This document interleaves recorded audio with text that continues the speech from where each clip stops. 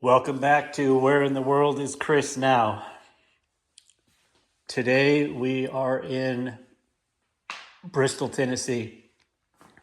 This is a house that I did some work in about 6 months ago. I did a large tile bathroom on the other side of the house. And this time, Mother Nature has brought us back. As you can see, there was some damage here.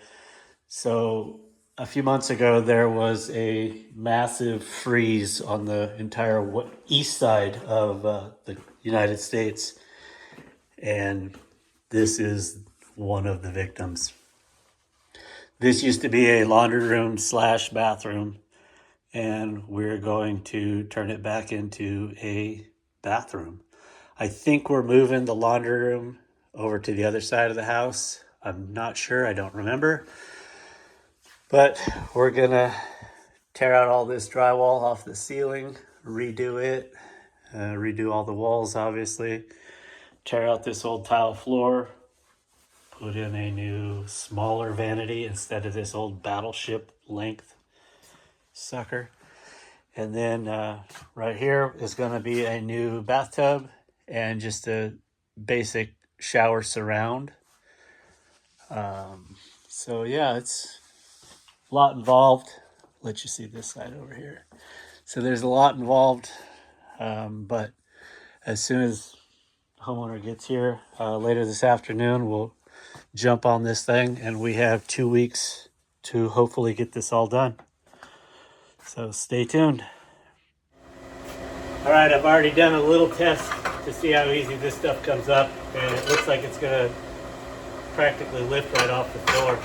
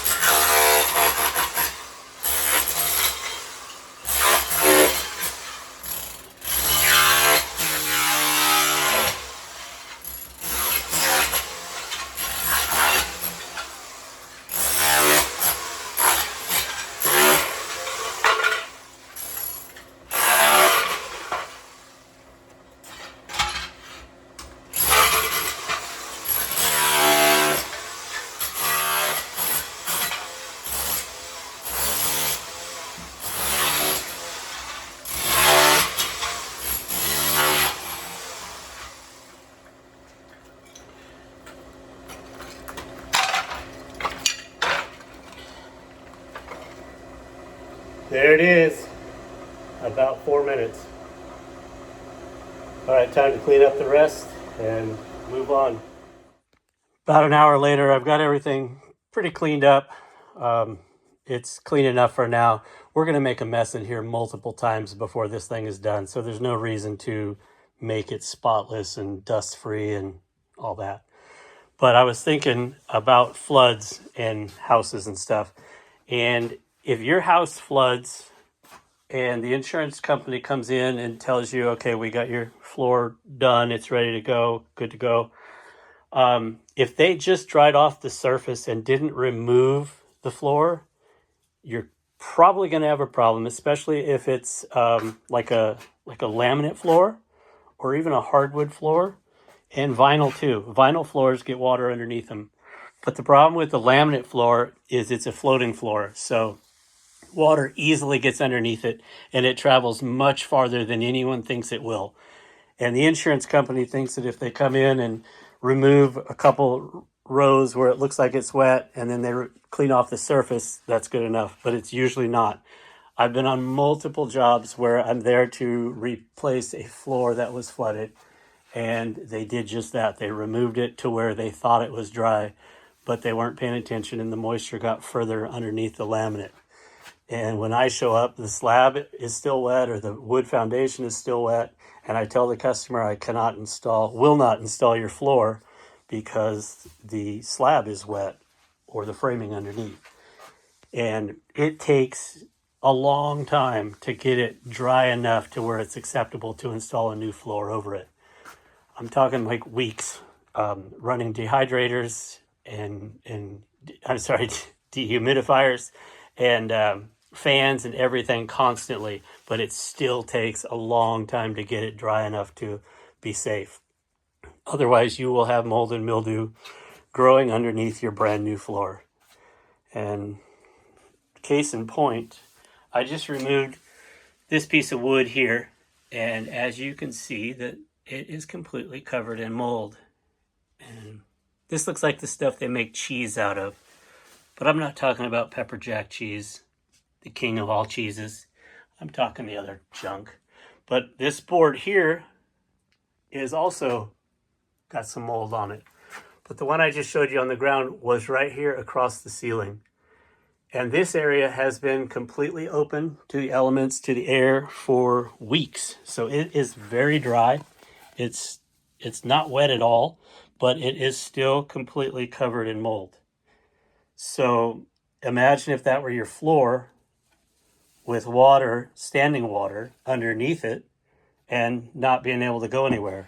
It's just going to grow and turn into a big problem. So keep that in mind. Make sure that they remove enough of the floor to where it's all going to get to dry out. All right, that has been a tip from Uncle Chris. This is a good time to mention the partnership that I have with DeWalt. It's been going on for some time now. This is just a very small sample of the DeWalt stuff that I have. Yeah, it's predominantly all my tools are DeWalt. They make a tool that I think I need, and it is at my door. Within a day or two. It's been great. They've always been good to me. Oh no, they don't give me the tools. I buy all of them, but that is our relationship. So shout out to DeWalt if they're looking to sponsor somebody. I'm your guy. Sometimes when I get working, I get caught up in working and not paying attention to making a video. So as you can see, we've been pretty busy. Got everything primed, got the shower all installed, ready to go. Getting ready for paint here, and just kind of moving on as quickly as we can, but it's really going smoothly and turning out great. So I know he's happy with it so far, and it's going to turn out really good in the end. And just trying to get everything done as smoothly as we can. Here it is, all done, except for just a couple minor things. Don't pay attention to the door. That's coming later. We didn't have it. But everything else is done except for the baseboard. Oh, and we forgot to put the toilet in so far, but imagine a toilet right over there. This is an insurance job for my friend, so we just put some baseboard on so we could get some good pictures that make it look like it's completely completed. So the insurance will finally pay him. Got the new shower in. Everything looks good. Everything works good. New flooring. Sorry, I'm not very good at the action clips of me doing the jobs, but I kind of get caught up in just working, so. Got fancy new little powered slide outs, got cup holders, and all that fancy stuff. But yeah, I think it looks great. Everything's painted, ready to go, back in action. So my work here in Tennessee is done. Heading to California soon for a kitchen job there. Help some friends there too. I guess it pays to know how to work on houses. I enjoy it.